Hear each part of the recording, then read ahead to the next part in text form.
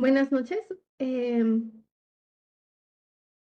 día de hoy continuamos con nuestra, nuestro modo de urología. ¿Me escuchan bien? Muy bien. El día de hoy tengo el placer de presentar con ustedes al doctor Víctor Manuel Bravo Galvez. Él es médico cirujano y partero por la Universidad de Guadalajara, urólogo egresado del Hospital Regional Valentín Gómez Farías del ISSSTE, profesor adjunto del curso de especialidad en urología del Hospital de Especialidades Centro Médico Nacional del Bajío en León, Guanajuato, y lleva a cabo su práctica privada en la Clínica Médica Florida. El día de hoy nos va a regalar un poco de su tiempo y su expertise en cuanto al manejo de las infecciones del tracto urinario recurrente en la persona adulta mayor, como parte de las sesiones de la Asociación Mexicana de Geriatría. Mi nombre es Gabriela Gaitán, soy médico de la sede de Mérida y es un gusto tenerlo esta noche con nosotros, doctor. Adelante. Muchas gracias por la invitación. Entonces vamos a hablar un poquito de lo que es la infección del tracto urinario o vía urinaria recurrente en la persona mayor. Esta es una fachada del hospital donde yo laboro desde hace 14 años, como ya bien lo dijo la doctora. Es el Hospital de Especialidades Centro Médico Nacional del Bajío, que se encuentra en la ciudad de León, Guanajuato. Quiero iniciar la plática con esta frase que se me hizo muy interesante: donde no se honra a los ancianos, no hay un futuro para los jóvenes. Y hablando un poquito de generalidades, pues yo creo que en esto, pues ustedes saben mucho más que yo, de la cuestión del envejecimiento, que sabemos que es un proceso que es universal y que afecta a todos los organismos vivos. Y que en la etapa de que se va presentando van a aparecer algunas alteraciones anatómicas, que estas alteraciones van a conducir a cambios fisiológicos, por lo cual es muy importante conocerlos para saber que no va a ser lo mismo una persona mayor que la fisiología de un adulto o incluso de un niño. Sabemos que en 1909 un médico acuñó el término de geriatría. Actualmente la Organización Mundial de la Salud cataloga a las personas adultas mayores a partir de los 60 años. Y sabemos que la edad cronológica pues no tiene que ver con la edad funcional. Hay pacientes que tienen una edad cronológica más alta que su edad funcional o incluso al revés. Entonces, cualquier tratamiento que nosotros vayamos a dar en una persona adulta mayor, ¿cuáles son los objetivos? Primero, la curación, que en muchas de las veces no se puede llevar a cabo, mejorar la calidad de vida, su estado funcional, mantener al paciente lo más independiente que se pueda y tratar de que sea un paciente continente. El término senescencia nos habla de que es un cese de la proliferación celular como respuesta a un daño tisular. Y las siglas en inglés de SIPS es una senescencia prematura inducida por estrés. Puede ser estrés oxidativo, las radiaciones ultravioleta, la hiperoxia, deterioro de la autofagia o inhibición de los proteosomas. ¿Cuáles son los efectos del envejecimiento? Principalmente en el sistema genitourinario, vamos a ver que disminuye la tasa de filtración glomerular y también disminuye la masa renal. Los pacientes disminuyen la ingesta hídrica y la producción de vasopresina, por lo cual empiezan a aparecer la nocturia, a veces sin que esté asociada a ninguna otra enfermedad. Al disminuir la motilidad intestinal, va a aumentar la reabsorción de agua en el colon y los pacientes pues van a estar más estreñidos. Aumenta el tejido adiposo, disminuye la masa muscular, disminuye el tejido contráctil de la vejiga y también disminuye su elasticidad y su capacidad para almacenar la orina. Los cambios sensoriales a nivel del piso pélvico van a hacer que el paciente tenga o disminuida o incluso abolida la sensación de ir a orinar. Esta es una pirámide de la población en los últimos, digamos que, censos que se han estado realizando, y vemos cómo ha aumentado conforme va pasando el tiempo la edad mediana. En el 2000 veíamos que era a los 22 años y actualmente en el 2020 aumentó 7 años, estamos en los 29 años. Y si vemos la gráfica, podemos apreciar que cada vez tenemos menos niños y cada vez hay más adultos mayores o incluso personas ancianas. La infección del tracto recurrente es una de las condiciones que normalmente nosotros vemos más en los adultos mayores y sabemos que esta relación va más asociada a que se presente en el género femenino. Entonces vamos a hablar un poquito de términos para que nos entendamos y que sabemos cuándo nosotros vamos a hablar que un paciente o una paciente tiene enfermedad recurrente o infecciones recurrentes. Una primoinfección es aquel paciente que nunca en su vida ha tenido una o que ya han pasado más de 2 años en que ha presentado una y se vuelve a considerar que es una primoinfección. La infección no resuelta, para términos prácticos, es la misma bacteria, la misma sensibilidad y que vuelve a aparecer después de dar un tratamiento antibiótico. Y ahora sí, vamos en el punto clave. ¿Cuál es una recurrente? Recurrente es cuando nosotros damos un tratamiento y que fue exitoso, que está documentado, que ya no tenemos una infección y que después se vuelve a presentar otro proceso. Y dentro de estas infecciones recurrentes, nosotros la subcatalogamos en una reinfección, que es una nueva entrada de bacterias, o una persistencia, que es la misma bacteria que vuelve a emerger dentro de un foco séptico o un foco infeccioso, generalmente asociado a litiasis. Entonces, ¿cuál es la definición? No hay una definición universal aceptada para hablar de infecciones recurrentes. Sin embargo, la literatura dice que puede ser 2 en un periodo de 6 meses o que 3 en un periodo de 12 meses. Pero la característica primordial que debe de tener es que sean sintomáticas. O sea, que el paciente tenga síntomas asociados a esa infección, porque si no estaríamos hablando que puede ser una bacteriuria asintomática. Este término lo vamos a ver un poquito más adelante. Entonces, sabemos que para que haya una infección, tiene que haber 3 factores principales: virulencia del patógeno, mecanismos de defensa del huésped y el tamaño del inóculo. Entonces, inicialmente, cuando la bacteria entra en contacto con algún tejido, va a haber una inoculación. Después, al aumentar la multiplicación bacteriana, va a haber una colonización, y cuando esta colonización ya produce un síndrome de respuesta inflamatorio, hablamos de lo que es una infección. Entonces, la infección de la vía urinaria o infección del tracto urinario es una respuesta inflamatoria que va a presentar el urotelio a la invasión bacteriana. Y esto nos va a conducir 2 factores: bacteriuria y piuria. Bacteriuria, presencia de bacterias en la orina, y piuria es que haya leucocitos. Entonces, una bacteriuria sin piuria, sin que haya células inflamatorias, pues nos habla de que es una colonización, porque no está presentando la respuesta inflamatoria del urotelio. Y una piuria sin bacteriuria, nosotros la llamamos piuria estéril y generalmente está asociada a infecciones por micobacterias. ¿Cuáles son los síntomas? Los síntomas no van a ser similares ni parecidos a la infección de adultos jóvenes o niños. Los síntomas predominantes que nosotros vemos en otros pacientes como urgencia, frecuencia, disuria, la orina turbia o mal olor, fiebre o dolor suprapúbico pueden estar ausentes en los pacientes mayores.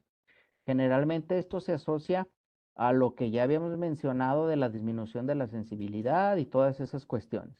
Más bien nosotros vamos a ver confusión, letargo, agitación, anorexia o hiporexia, o en casos complicados podríamos estar viendo pacientes comatosos. Ya cuando nosotros hablamos de una urosepsis, sabemos que tiene una alta mortalidad en pacientes mayores de 85 años, que tienen insuficiencia renal, que tienen un deterioro cognitivo o pacientes que tienen hipotermia. Entonces, ¿cuáles son las rutas de diseminación? Lo que ya lo vimos en la facultad, lo que ya vimos en la especialidad. Las rutas de diseminación, la más común, la que nosotros vamos a ver más frecuentemente, es la ascendente, a través del introito y del intestino, hacia la uretra y luego hacia la vejiga.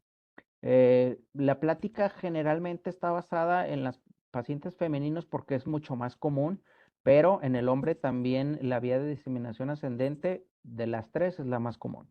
Las hematógenas, cuando nosotros vemos focos sépticos en cavidad oral o cuando hay candidemia, y la linfática, que pues es la menos frecuente. Entonces, en las mujeres jóvenes, no por hacer una distinción y por decir que las personas mayores ya no tienen relaciones sexuales, pero pues por eso es mucho más frecuente las vías de diseminación. Este es un cuadro donde viene un poquito desglosado lo que son los patógenos más comunes. Puse ahí con una marca con color las dos principales, pero en general enterobacterias es lo que más frecuentemente nosotros vamos a ver. Entonces, para que no haya una infección, las personas que tienen una inmunidad normal, que no está disminuida, que no está alterada, la flora normal de los lactobacilos a nivel vaginal, los estafilococos que se encuentran normalmente en la piel, van a actuar como una barrera para evitar que entren patógenos que normalmente no deberían de estar ahí. La uromodulina o la proteína de Tam Horsfall va a saturar los sitios de unión de manosa a los pilis. Sabemos que las enterobacterias pues tienen como unos pelitos y que por eso se adhieren al urotelio y es uno de los mecanismos por los cuales van a causar infección. Y la respuesta inmune, esto más adelante lo vamos a ver en la cuestión de las vacunas, que hay una respuesta innata y una respuesta adaptativa. Entonces, ¿cuándo vamos a hablar nosotros de una infección complicada? Cuando cualquiera de los mecanismos que ya mencionamos está alterado, hay una obstrucción, una uropatía obstructiva, por lo cual al haber una estasis urinaria, pues la adherencia de las bacterias es más fácil que lleguen y se peguen al urotelio. Que haya reflujo vesicoureteral, que haya infección por VIH, los pacientes que están trasplantados y que reciben inmunomoduladores, la menopausia por cuestiones locales y cuestiones hormonales, también puede ocasionar que sea una infección complicada. Las pacientes diabéticos, la diabetes solo aumenta la incidencia en mujeres de infecciones del tracto urinario complicado. Las lesiones medulares o las vejigas de alta presión, como la imagen que vemos ahí en el cistograma, que llenas de divertículos, pues son también condicionantes a que una infección se pueda complicar. Entonces vamos a hablar de cistitis no complicada, que es lo que frecuentemente más vamos a ver, y las cuestiones ya de las infecciones complicadas, solo vamos a verla cuando nosotros tenemos que referir a un paciente a un tercer nivel o una valoración por un especialista. Entonces, las mujeres, la bacteria más frecuentemente asociada, casi es en un 90% de los casos, es E. coli. La saprofítico normalmente se ve más en mujeres jóvenes y representa 10 o 20% de las infecciones. Y otros microorganismos, Klebsiella, Proteus, Enterococo, estos generalmente están asociados a infecciones o litos infectados y que periódicamente los pacientes tienen una recurrencia. Y en hombre, pues la más común también es E. coli. Asociado a la juventud o al inicio de las relaciones sexuales es cuando más frecuentemente vamos a ver infecciones, pero pues ese no es el caso de la plática de en este momento. Entonces, ¿cómo vamos a llevar nosotros el diagnóstico? En muchas ocasiones hay médicos o incluso no especialistas que ven el examen general de orina, ven leucocitos, bacterias y dicen, es una infección, le voy a dar antibiótico.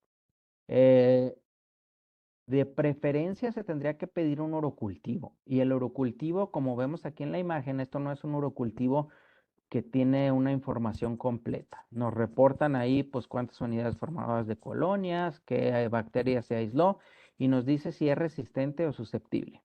Pero deberían de reportarnos la concentración mínima inhibitoria, porque en base a eso nosotros podemos elegir qué antibiótico le vamos a dar con unos factores que más adelante vamos a ver. Entonces, actualmente ahorita se encuentran, incluso con el advenimiento de la tecnología, aplicaciones desarrolladas por inteligencias artificiales donde tienen un banco de placas de cultivos y entonces nos pueden dar a nosotros, aparte de que es una imagen en alta resolución, se supone que optimiza los tiempos de laboratorio, los resultados están más rápido y la correlación que tiene con los urocultivos, digamos que convencionales, pues es arriba del 95%. Entonces, ahora ya vimos cómo hicimos el diagnóstico, nos reportan el urocultivo, ¿qué antibiótico le vamos a dar? Ok, el antibiótico de forma empírica.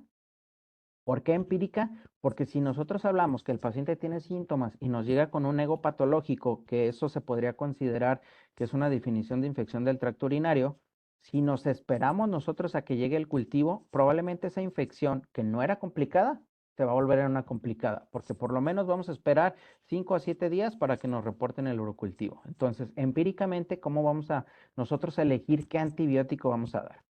Uno, disponibilidad, que tengamos a la mano, que tengamos en cuadro básico para los que trabajamos en las instituciones de salud o que incluso en la zona donde nosotros nos desempeñamos, pues esté disponible.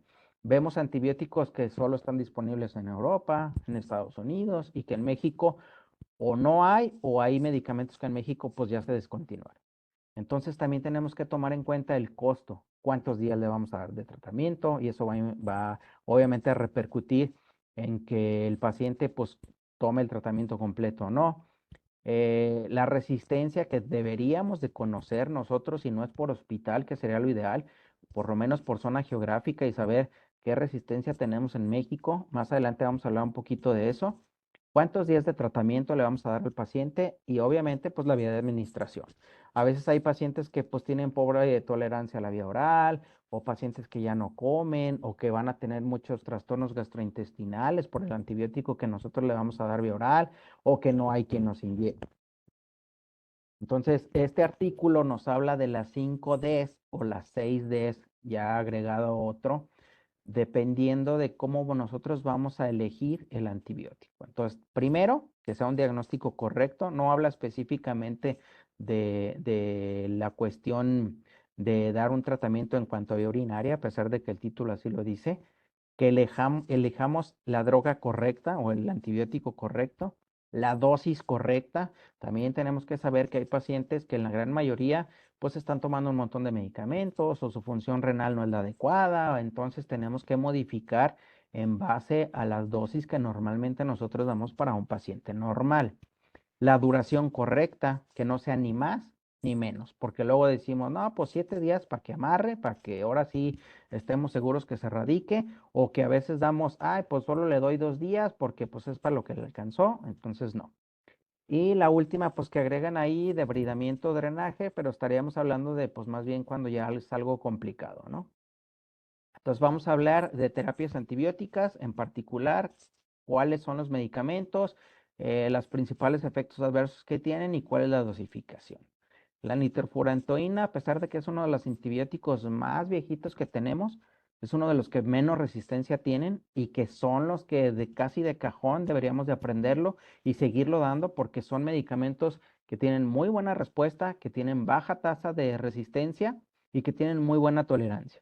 Entonces estamos hablando que 100 miligramos 2 veces al día por 5 días es la primera elección empírica que nosotros vamos a manejar en un paciente. ¿Cuáles son los pacientes que no le podemos dar nitrofurantoína?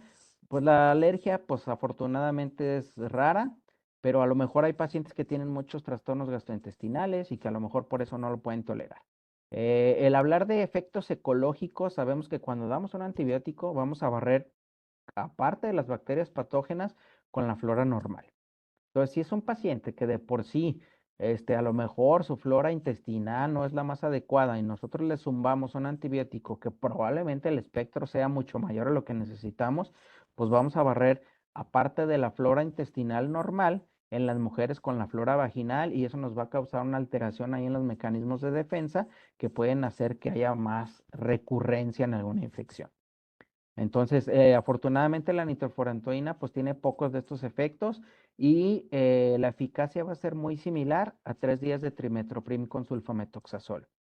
Hay muchos pacientes que son alérgicos y la resistencia a la trimethoprim pues es más alta que a la nitrofurantoína, entonces por eso no se considera como una primera elección y en algunos pacientes pudiera inducir fibrosis pulmonar. Entonces, el trimethoprim, también uno de los antibióticos viejitos que conocemos desde la carrera. Este medicamento se da 2 veces al día por 3 días únicamente y es igual de efectivo y erradica el patógeno a los 7 días posteriores en el 94% de las mujeres. Es igual de eficaz el trimethoprim solo y si no cuenta con los efectos adversos de las sulfas. No tiene acción contra enterococos ni pseudomonas, tiene pocos efectos ecológicos, pero pues yo creo que uno de los efectos temidos, afortunadamente su frecuencia es baja, pues es el síndrome de Steven-Johnson. La fosfomicina, uno de los antibióticos que yo en lo particular prescribo más frecuentemente. ¿Por qué? Pues tiene ventaja que es una sola dosis, no tienes que darlo varios días, es un bactericida, la resistencia cruzada pues es baja, actúa contra gram negativos y también contra bacterias resistentes a vancomicina. Entonces, si no hay nitrofurantoína o digamos que el paciente pudiera tener los recursos para comprar la fosfomicina, se la podemos dar. Es una buena opción para oral para bacterias multiresistentes. En algunos casos el urocultivo no nos va a reportar sensibilidad a fosfomicina, pero tiene buena tolerancia, bajos efectos gastrointestinales, pero no debemos de dar la fosfomicina en infecciones complicadas.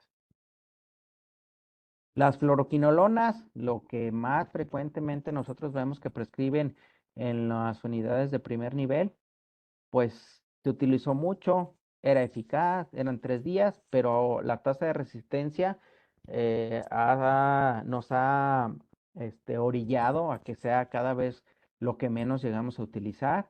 Es eficaz contra enterobacterias y pseudomonas, pero pues tiene poca cobertura contra estreptococos. No se altera flora vaginal e intestinal, que esto es bueno.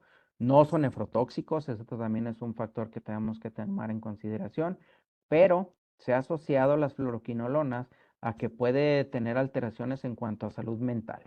Pacientes con tratamiento con quinolonas pueden presentar agitación, desorientación, delirio, deterioro de la memoria, nerviosismo y problemas de tensión.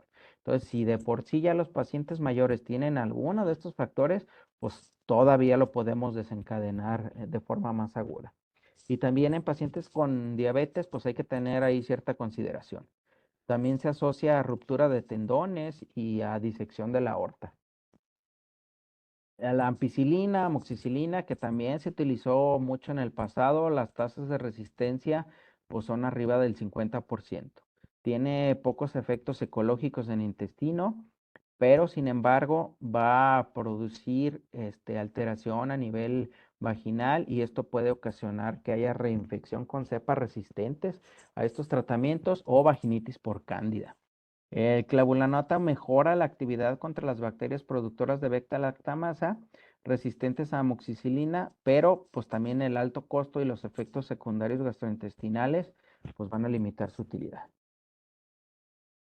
Entonces, amoxicilina, clavulanato o cefalosparinas, pues pudiéramos decir que es una segunda línea después de nitrofurantoína, que sería la primera elección, fosfomicina o el trimethoprim.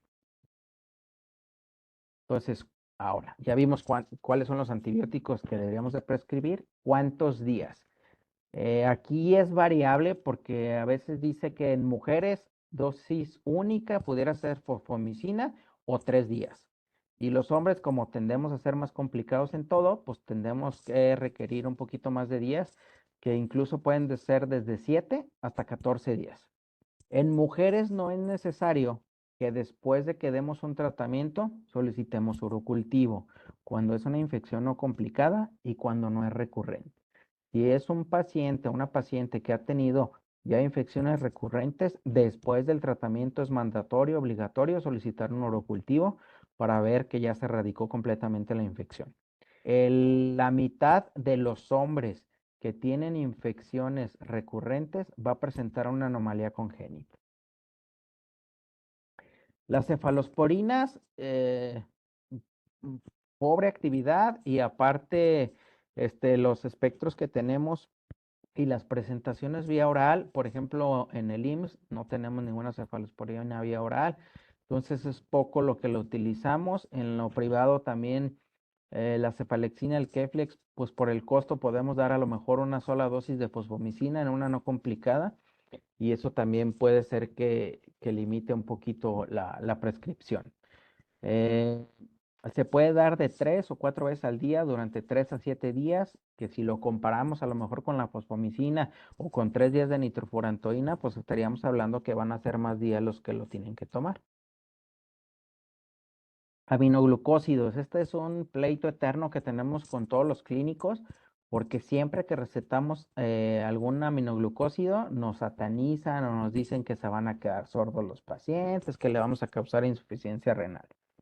Entonces, el aminoglucósido generalmente agregado a trimetoprim o ampicilina o incluso sola, perdón, puede ser la primera elección en infecciones febriles, que cuando hablamos de fiebre, pues ya no estamos hablando de que es una infección a lo mejor nada más no complicada. Y que si recordando que los mecanismos de defensa de las personas mayores pues en muchas ocasiones puede cursar a febril, no podríamos determinar que el solo hecho de que tenga fiebre en ellos, pues va a ser complicada o no complicada. Entonces, si el paciente no tiene fiebre, lo podemos manejar ambulatorio con una terapia oral. Si el paciente tuviera fiebre o que no respondió a una primera línea, entonces sí tenemos que escalar a un antibiótico parenteral. Para evitar la nefrotoxicidad y la autotoxicidad que dan los aminoglucósidos, no se deben de prescribir más de 5 días. Más de 5 días va a ir en relación al aumento en la incidencia de estos efectos adversos.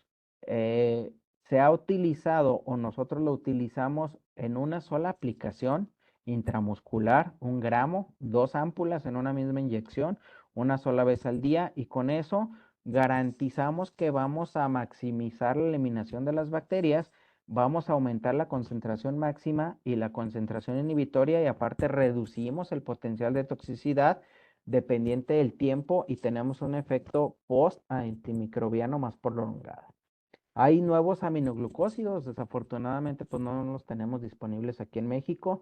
En algún momento la gentamicina se volvió a sacar al mercado y luego por alguna extraña razón pues es raro también ya que la encontremos, entonces nos quedamos con la amicacina.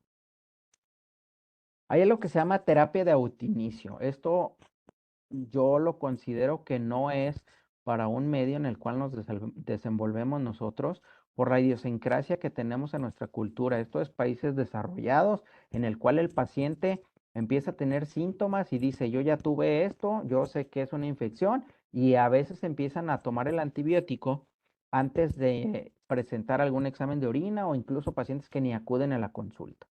Entonces, la literatura dice que, pues sí, está justificado, que sobre todo en los pacientes que tienen excelentes habilidades de diagnóstico y tratarán adecuadamente solo cuando sea necesario.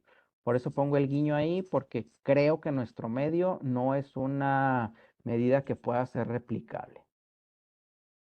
Entonces ya damos un tratamiento. Ahora, ¿cómo podemos disminuir la incidencia de la recurrencia? Podemos dar profilaxis antibiótica y algunas medidas que ahorita vamos a ver si sirven o no sirven. Entonces, la profilaxis antibiótica continua, dosis bajas, ha demostrado excelente respuesta siempre y cuando no esté asociada a actividad sexual. Entonces, en pacientes jóvenes casi no damos profilaxis por lo mismo o a menos que tengan una alteración en la vía urinaria.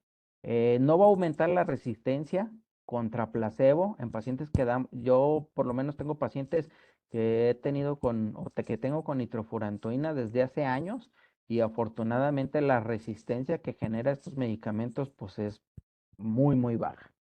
Entonces, en pacientes seleccionados podemos manejar trimetoprim, nitrofurantoína o cefalexina como profilaxis. ¿Cuáles son esos pacientes seleccionados?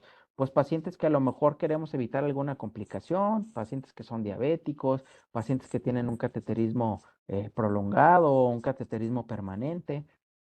Entonces, ¿cuándo hablamos nosotros de una infección del tracto urinario complicada?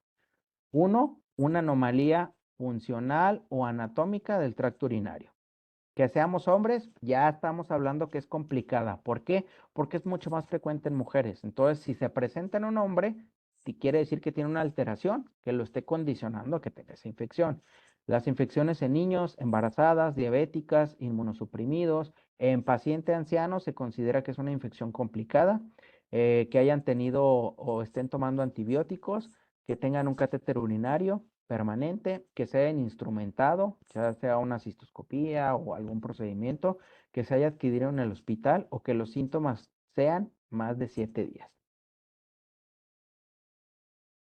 Otra cuestión muy, muy importante, bacteriuria sintomática. vemos pacientes que de repente por alguna razón les toman un urocultivo, les hacen un laboratorio y sale que es un cultivo positivo, pero el paciente pues no tiene síntomas, no tiene confusión, no tiene letargia, o sea, prácticamente el paciente ni en cuenta.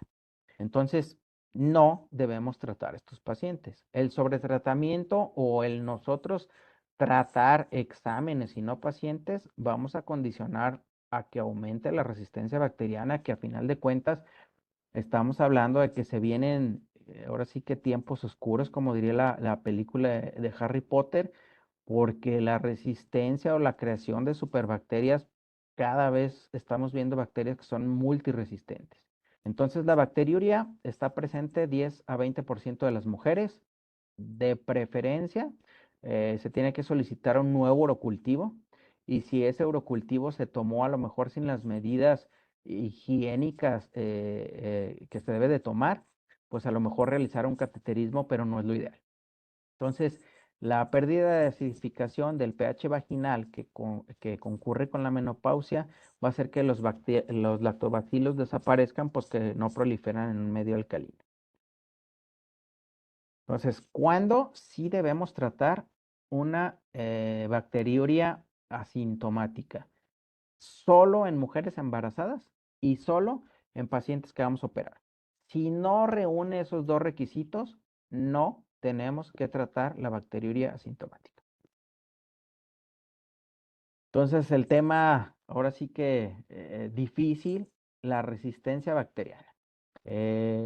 Si comparamos la efectividad o los discos de Petri que nosotros veíamos a los que actualmente se ven, pues cada vez es menos la sensibilidad que tienen los antibióticos. ¿Por qué?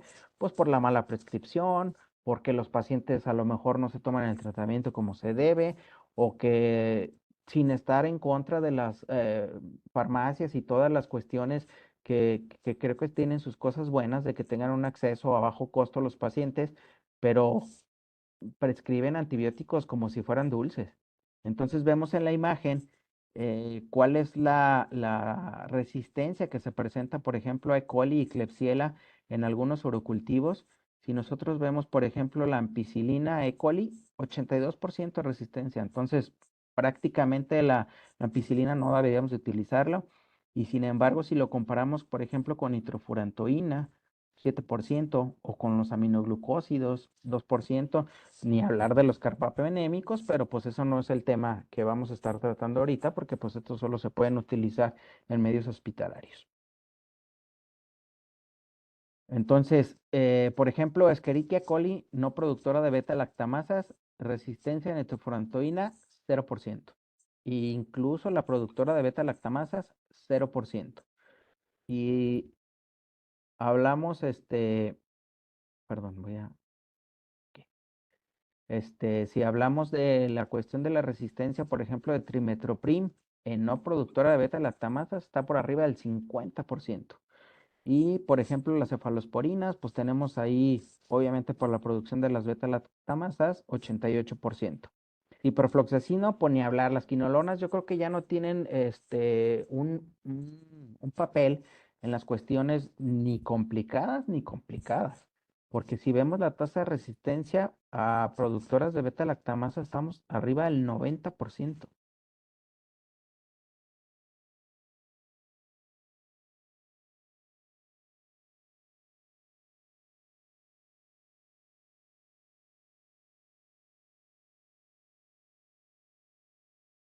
A ver, un momento, porque tuve como que un problema aquí con el...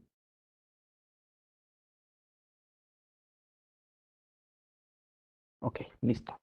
Entonces, en la actualidad se creó un acrónimo que se llama ESCAPE y son las 6 bacterias, digamos, que tenemos que tener mucho cuidado porque son las que se están haciendo resistentes a los antibióticos. Primero, Enterococcus, que sabemos que es una enterobacteria y que puede causar infecciones, resistente a vancomicina.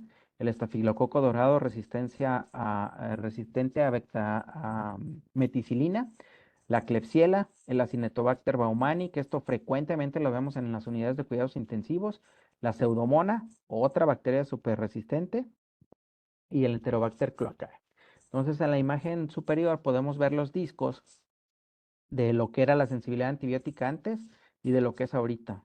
Desafortunadamente, el, el- el círculo la imagen alrededor de donde se coloca el antibiótico, pues a pesar de que en algunos casos puede ser ausente y en otras es pues mucho menor a lo que normalmente debería de tener esa sensibilidad.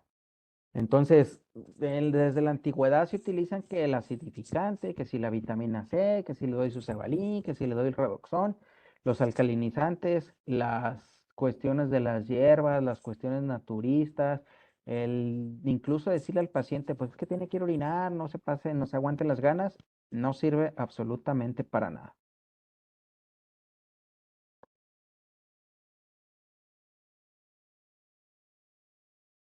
Ok, entonces vamos a hablar de medidas no farmacológicas que pueden o no ayudar en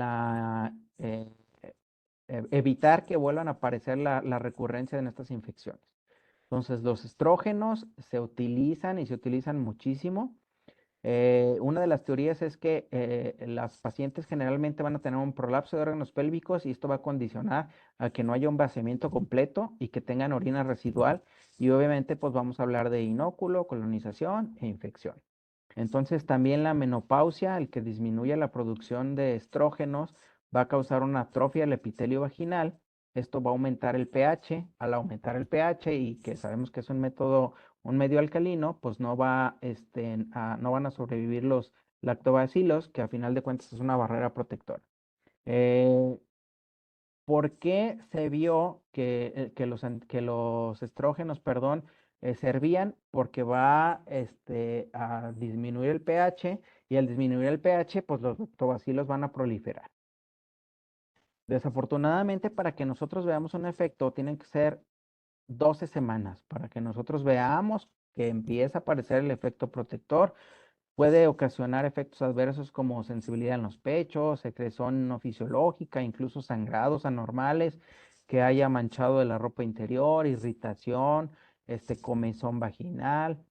Hay varios formas de presentación. Hay en crema, que es yo creo que el que más conocemos, que es el Premarin, las tabletas en vía oral o un anillo de estrógenos que también se va liberando ahí de forma paulativa.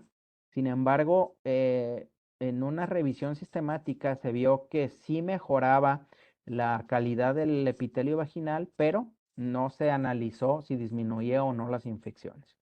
Entonces, pleito con los ginecólogos, no le des estrógenos a las pacientes posmenopáusicas por el riesgo de que puedan desarrollar una neoplasia. Las concentraciones que se alcanzan vía tópica ni siquiera llegan a un estado en el cual, digamos que pudieran alterar la cuestión hormonal sistémica. Entonces, el uso de estrógenos no confiere mayor riesgo de cáncer. Esto ya está demostrado científicamente, ni tampoco va a presentar mayor riesgo cardiovascular.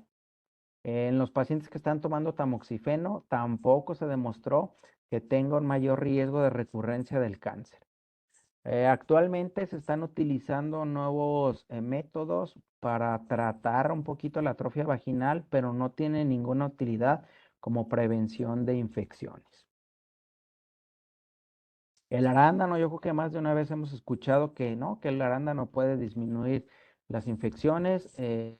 Esto se debe a la cantidad de algunas sustancias que son las proantacianodinas. ¿Y estas qué es lo que van a causar? Vamos a decir que van a crear una especie de capa protectora en el urotelio, vamos a decir, como si lo impermeabilizara o le pusiéramos teflón a la vejiga, y entonces la bacteria con los pelitos pues no se puede pegar y no va a causar una infección. Entonces, esto que pongo en rojo es una cita que saqué de un artículo donde dice que se tendrían que gastar $5,200 al año en un solo paciente para inhibir una sola infección que fuera clínicamente significativa. Entonces, como que ahí está en controversia por qué los pacientes de repente nosotros les decimos, oiga, pues tome jugo, o tómese esto, o compre esto, y que por eso lo dejan el abandono del tratamiento. Y existen muchísimas presentaciones, desde el jugo, las tabletas, el jarabe, cápsulas, polvo. Se recomienda en mujeres 240 mililitros por lo menos 2 veces al día. Entonces, ¿sirve o no sirve? Sí sirve, sobre todo en mujeres, nada más, pero no en mujeres mayores, o sea, mujeres jóvenes. Pacientes que tienen cateterismo permanente o que se realizan cateterismo limpio intermitente por alguna vejiga neurogénica, también sirve. El que haya muchos productos, muchas presentaciones y que no todos tengan la misma concentración, pues nos habla que los estudios no pueden ser homogéneos. Los efectos secundarios pues son mínimos y la gran tasa de abandono, generalmente el jugo pues es muy alta. Se habla que se tienen que tomar 36 miligramos de proantocianidinas al día para que que tenga un efecto protector. Y esto en cuestión práctica son 80 gramos de arándano seco. También se ha demostrado que los 72 miligramos pues pueden ser mucho más efectivos. El efecto antiadherente, como les decía, el teflón que nosotros causamos con estas sustancias, pues no tiene acción prolongada, entonces el producto se tiene que tomar 2 veces al día. Pudiera tener alguna utilidad en infecciones recurrentes, pero sobre todo en pacientes que tengan antecedente de cirugía ginecológica. Hay muy pocos productos en la búsqueda que yo realicé. Son muy pocos los que te dicen cuántos miligramos de esta sustancia debe de tener. Los lactobacilos sirven, no sirven, los pudiéramos recomendar. Sabemos que los lactobacilos son unos microorganismos que forman parte de la flora normal y que actúan como una barrera contra los patógenos. No hay evidencia firme, no se puede recomendar para la prevención de las infecciones recurrentes porque son pocos estudios, pequeños y tienen defectos de diseño. La metenamina, uno de los medicamentos yo creo que muy buenos y que desafortunadamente se dejó de comercializar en México, es la metenamina. Esta se utilizaba para evitar la recurrencia, se excretaba del 70 al 90% por vía renal y se transformaba en formaldehído. Y sabemos que el formaldehído pues es bactericida o bacteriostático. Con uno de los compuestos, no con el hipurato, se tenía que acidificar la orina para que hubiera una mejor absorción y se tenía que dar dosis concomitante de ácido ascórbico. Con el Iprex, que es el que se comercializaba en México, no se tenía que dar el, el- la vitamina C. Desafortunadamente se tenía que tomar 2 veces al día y el costo pues también no era muy barato que digamos. No se debe de utilizar contra bacterias productoras de ureasa, que sabemos que Proteus, la imagen que vemos ahí abajo, es uno de los eh, pesadillas que ningún quirúrgico nos quisiéramos encontrar cuando descubrimos una herida, esa coloración verdosa causada por pseudomona. La metenamina está contraindicada en falla renal o falla hepática. Como les comenté, solo el lipurato no requiere que se dé este ácido ascórbico. Hay muchos estudios y entonces, pues eso también nos habla de que no sabemos si se puede recomendar o no. Dice que se pudiera llegar a utilizar en pacientes con vías urinarias normales y que tengan tratamientos a corto plazo.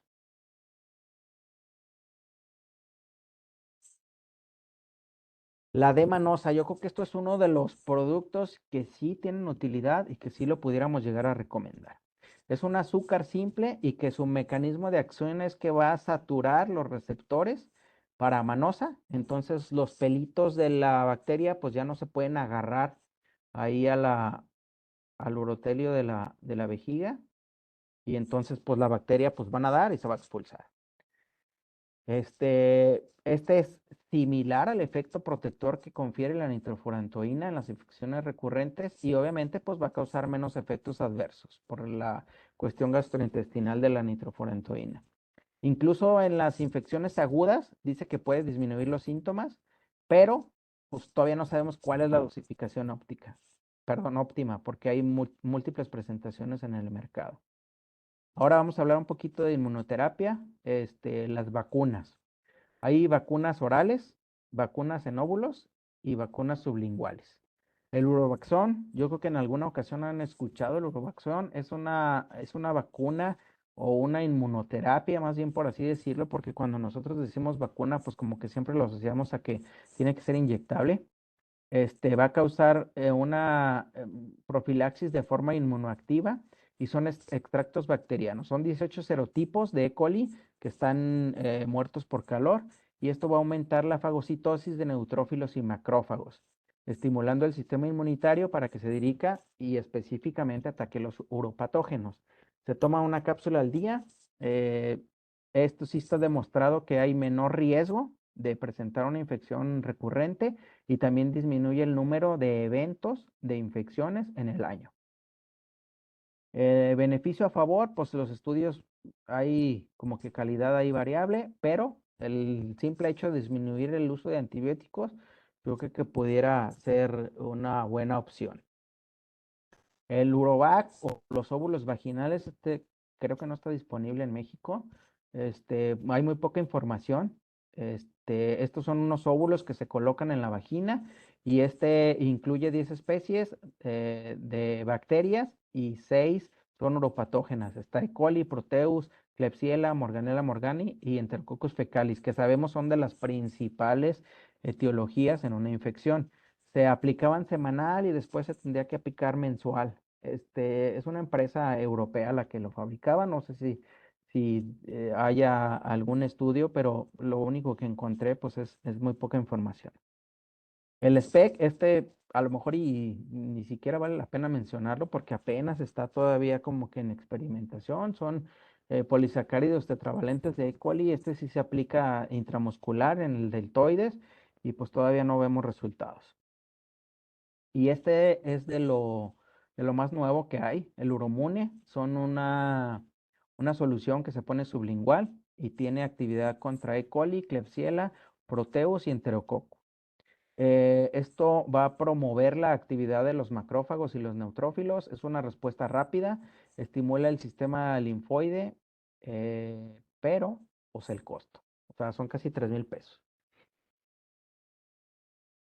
Entonces, ya para casi finalizar, ¿cuáles son las medidas de alarma o los datos que nosotros como a lo mejor médicos que ven al paciente primera vez? Llega un paciente, si tiene fiebre o en algunos pacientes recordar que la fiebre puede no estar presente, pero si tiene confusión, desorientación, coma, ya recibió un antibiótico y no hubo mejoría, tiene datos de sepsis, tiene leucocitosis, suponiendo que en algún momento se haya realizado algún estudio, que sean pacientes inmunocomprometidos o que sean diabéticos, porque sabemos la alta mortalidad o la frecuencia aumentada que tienen de presentar complicaciones, son pacientes que deberíamos de solicitarles mínimo una tomografía. Y bueno, pues esto fue todo. No sé si tengan alguna duda o alguna pregunta. Muchísimas gracias, doctor. La verdad estuvo con todas las recomendaciones no farmacológicas que debemos de tomar en cuenta en nuestros adultos mayores. Y esperemos si hay alguna pregunta en el chat. Por ahora, en cuanto al Urobaxón, ¿cuánto sería la duración en los adultos mayores? Usted indica la cápsula, la caja trae 30. Ajá, se recomienda que sea por lo menos 3 meses. 3 meses de tratamiento, pero pues también el costo del Urobaxón, estamos hablando que cuesta alrededor de 1,200, 1,300 pesos.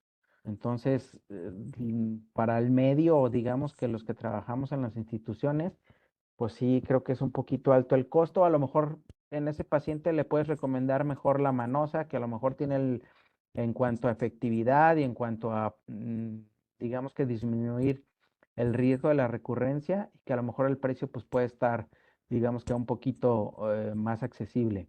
En general, la inmunoterapia, si nosotros decimos así como que la broma, si te quieres ver fresón, pues recétalo, ¿no? Y si quieres que el paciente diga, uy, es que el doctor me recetó algo bien caro, pues el Uromune, que es el spray sublingual. Pero en cuanto a disminución del número de eventos o la frecuencia de los mismos o la severidad, no se ha demostrado que ninguna de las inmunoterapias sea superior, por ejemplo, incluso a la profilaxis de dosis baja que puedes tratar con nitrofurantoína. Ok. Tenemos una pregunta por parte de la doctora Ocampo.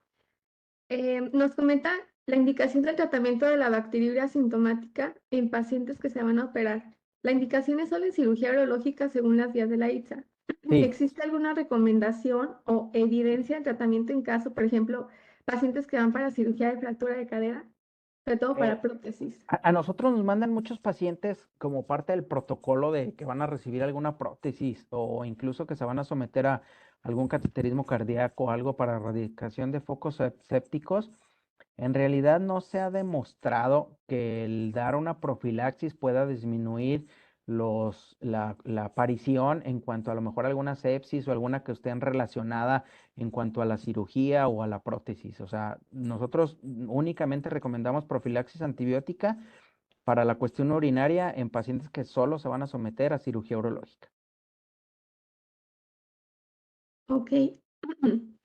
Eh, Cuando salen, nos reportan una pseudomonas resistente a todos los antibióticos sin reporte de la concentración mínima inhibitoria. Olmic, aparece solo fosfomicina como sensible. ¿Usted recomendaría dejárselo a un paciente ambulatorio? ¿O se podría combinar? ¿O cómo podríamos dejar La presencia de una bacteria multiresistente, llámale el nombre que sea, primero el contexto clínico. Si es un paciente que a lo mejor ni síntomas tiene, pues no le vamos a dar tratamiento. Generalmente las bacterias multiresistentes en nuestro medio o en el ámbito en el que yo me desenvuelvo, lo vamos a ver en pacientes que tengan un cateterismo, que tienen sondas a permanencia, que tienen a lo mejor una nefrostomía. Entonces, pues esos pacientes, si no tienen síntomas, no los tratamos. Porque luego nos llegan con los estudios súper asustados de que, oiga, me dijeron que tengo una bacteria súper resistente y que, ¿qué le vamos a dar? O si no tiene síntomas, nada. Y si es un paciente que a lo mejor es ambulatorio y que sí tiene algo de síntomas y que a lo mejor fuera sensible a fosfomicina, pues lo podemos dar siempre y cuando no sea una infección complicada. Complicada, pues como ya vimos, alguna alteración del tracto urinario, que sean hombres, que sean inmunocomprometidos, diabéticos, pues en esos pacientes sí no sería ideal dar fosfomicina y a lo mejor sí internar y ver qué terapia parenteral tenemos. Muy bien, doctor. Por el momento me parece ya no tenemos otra. Le agradecemos mucho su tiempo y la ponencia. Vamos a dar un par de minutitos para que se puedan conectar a nuestra actividad interactiva en la cual vamos a generar la rifa de 3 becas para el Congreso en la ciudad de Mérida para julio próximo. Entonces, recuerden todos los residentes que se están uniendo serán las becas y las vamos a estar anunciando al final. Entonces, muchas gracias, doctora Lara. Su plática estuvo muy enriquecedora. Sabemos como geriatras en cuanto al manejo de antibióticos y evitar la resistencia, y mucho es valorar la sintomatología, que en estos pacientes con fragilidad o con síndromes o alta comorbilidad lo van a presentar como una clínica atípica. Entonces, le agradezco mucho su presentación. Vamos a dar unos minutitos más.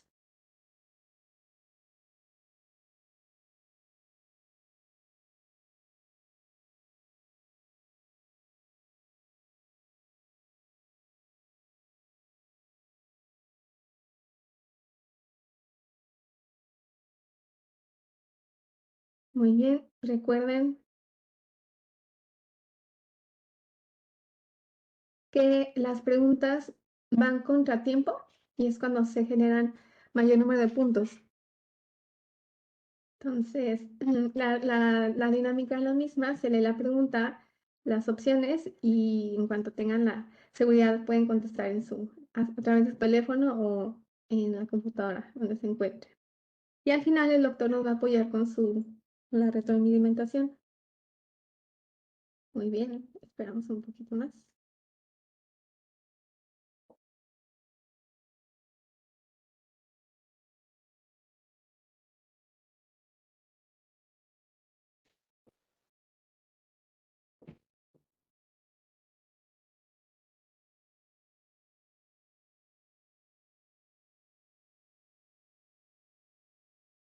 Muy bien, vamos a iniciar.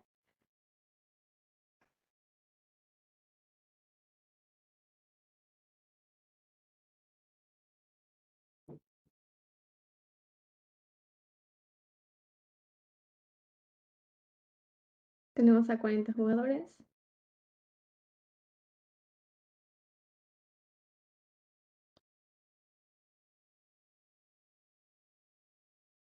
Bien. Vamos con la pregunta número 1.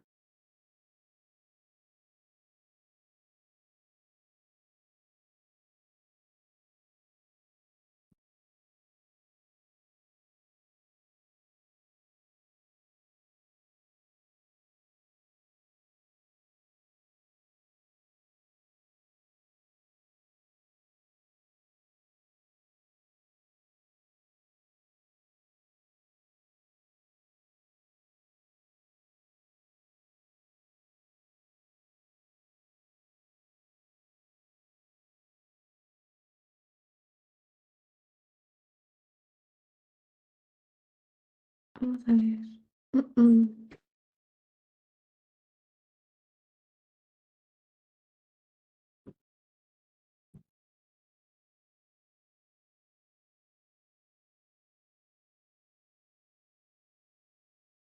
Muy bien. La pregunta es,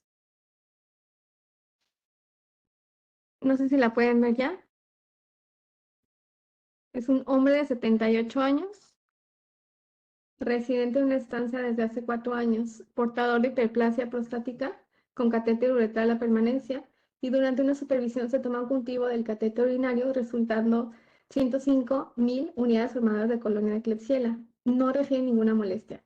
¿Cuál sería el tratamiento de elección? Las respuestas me parece que no. No están viendo, pero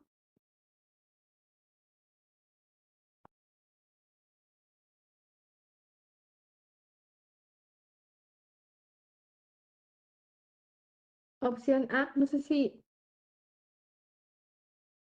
pueden verlas. Opción A es traslado al hospital para recibir antibiótico-terapia parenteral a base de carbapenémico, mínimo por 10 días.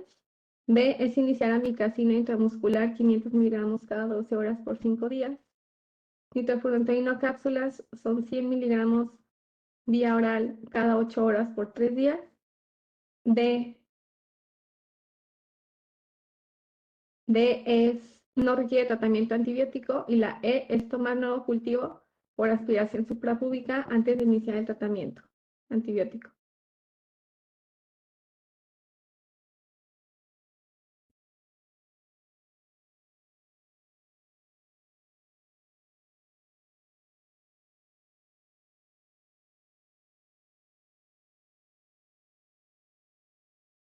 Dice Diego que no se ven las respuestas. Vamos a comenzar otra vez. A ver si así. Natalia Cuadros nos pone la opción B, pero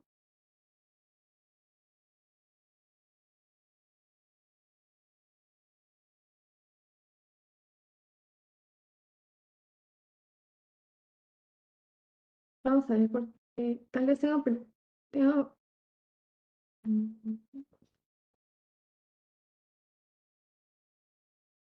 A ver,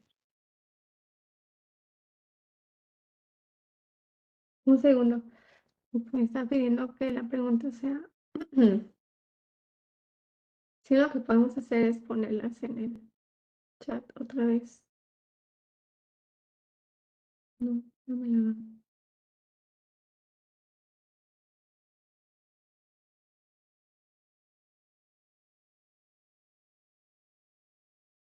A ver.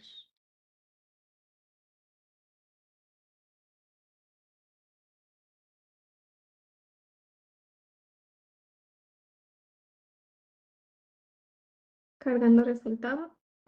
Veamos.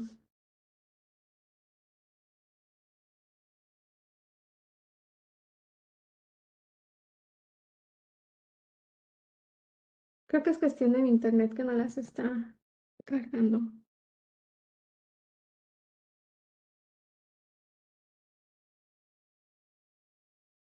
No sé si el doctor nos puede ayudar mientras con la retroalimentación del caso. Sí, claro. Entonces, como antecedentes, paciente masculino, que tiene un cateterismo uretral a la permanencia y reside en una institución, ¿no? Donde lo están cuidando. El paciente está completamente asintomático y se tomó un urocultivo.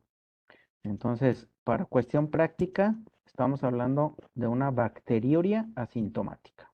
¿Cuáles son las dos únicas indicaciones para tratar bacteriuria asintomática? El paciente obviamente pues no es mujer embarazada, ni tampoco se va a someter a ningún procedimiento. Entonces, no requeriría ningún tratamiento.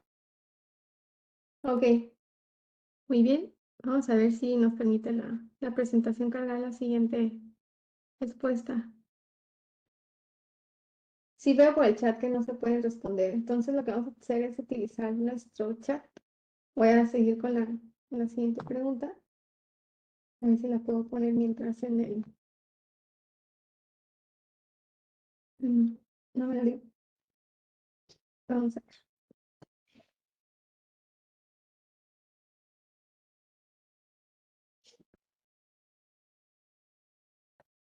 Ujú. ¿Cuál es el fármaco de primera elección para el tratamiento de cistitis aguda no complicada en hombres? A. Nitrofurantoína, cápsulas de 100 miligramos cada 12 horas por 5 días. B. Fosfomicina 3 gramos dosis única. C. Ciprofloxacino 500 miligramos de oral cada 12 horas por 5 días. D. Cefalexina 500 miligramos de oral cada 8 horas por 3 días. O amoxicilina con ácido clavulánico, una tableta de oral cada 12 horas por 5 días.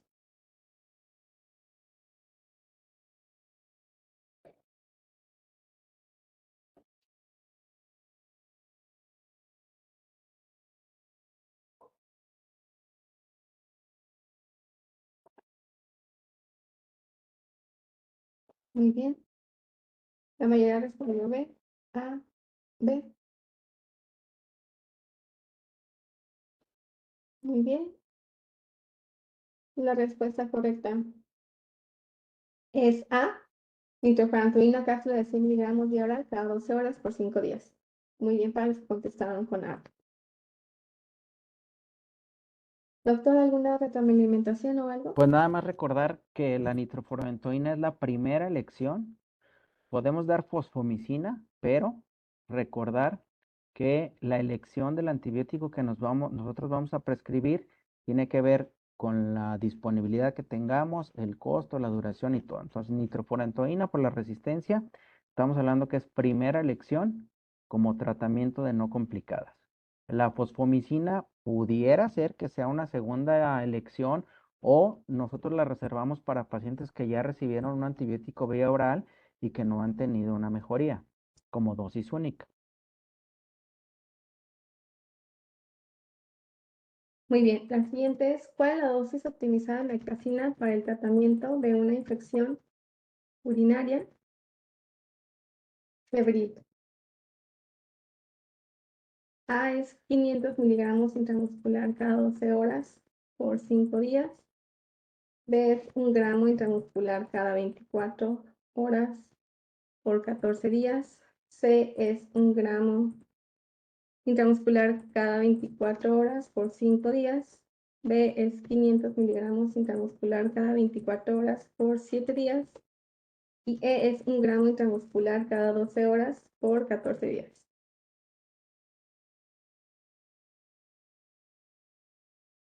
Muy bien, Magali y Brenda contestaron C. Muy bien, Alondra igual, Bismarck igual. Muy bien. Rufino, también Carolina, Diego. A través del chat vamos a estar viendo quién respondió primero y de esa forma vamos a generar al final los ganadores de la beca. Muy bien. El doctor, la respuesta correcta es C. Entonces, muy bien. Doctor, ¿alguna Pues recordar nada más retroalimentación que con por la respecto? cuestión de la toxicidad no se puede utilizar más de 5 días. Entonces las respuestas que tenían más de 5 días automáticamente quedan eliminadas y que la dosis optimizada, recordar que es 1 gramo intramuscular, un solo piquete al día por 5 días. Muy bien. La siguiente pregunta tenemos un paciente femenino de 75 años con antecedente de cáncer de mama, tratada con mastectomía y quimioterapia.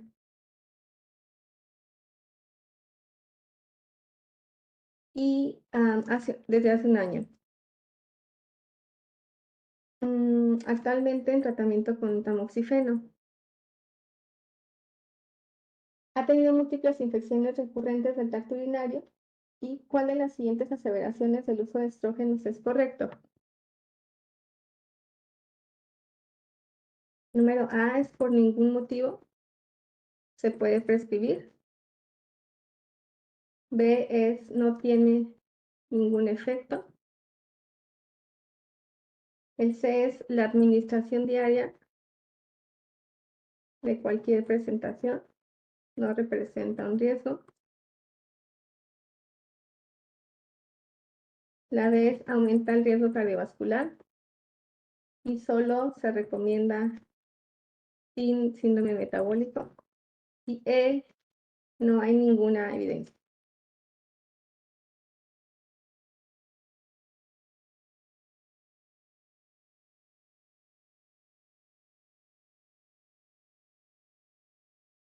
Muy bien. Veo que ya pudieron estar contestando en el chat. Muy bien. Veo que algunos están contestando ya en el AJA slide, que por fin se... Vamos con esta pregunta, ahorita regresamos a la retroalimentación. ¿Cuál es el microorganismo más frecuentemente involucrado en en los cultivos de infección del tracto urinario en pacientes geriátricos? Staphylococcus saprophyticus, E. coli, Klebsiella, Acinetobacter baumannii o Enterobacterias. Muy bien. El 91.9% contestó de forma correcta. Doctor, ¿nos puede ayudar con la retroalimentación? Sí, recordar que el Pero no por Staphylococcus tiempo. saprophyticus solo es en mujeres jóvenes.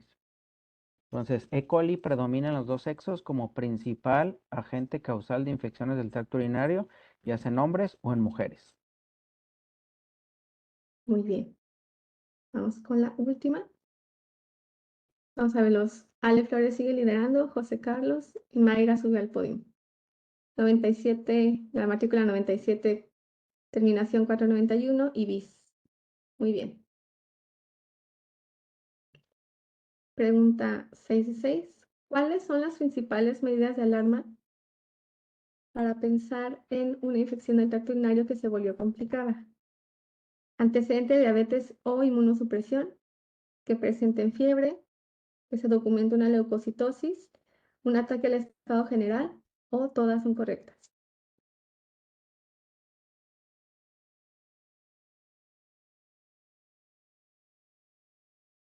Muy bien. 82% contestó de forma correcta.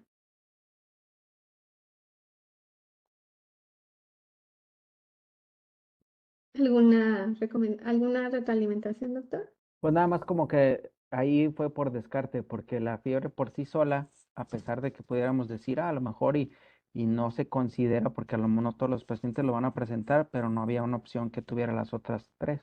Y recordar que sí es muy importante el antecedente, si tienen inmunosupresión, si son diabéticos, si hay leucocitosis o hay ataque al estado general. Muy bien. Vamos a ver quién fue el ganador de esta pregunta. A la doctora Ale Flores sigue liderando y nuestro compañero. La ganadora de esta beca es la doctora Ale Flores, con la cual le vamos a pedir que nos envíe sus datos, la sede en donde está para podernos comunicar y gestionar su beca al Congreso. Igualmente vamos a revisar para publicar los otros dos que estuvieron liderando, sobre todo la doctora Juan José Carlos y la doctora Mayra. Entonces, felicidades a los ganadores y les agradezco mucho su paciencia. Disculpen un poco los problemas técnicos con mi internet. Le agradezco el tiempo al doctor Flores y sin más por el momento sería todo por nuestra sesión de hoy. Muchísimas gracias, que pasen muy buena noche. Esperemos nos acompañe en la siguiente para terminar el módulo de urología y comenzar con el módulo en el mes de junio de neurología. Doctor, le agradezco muchísimo su tiempo. No, a ustedes. Buenas noches. Hasta luego, doctor. Muchas gracias.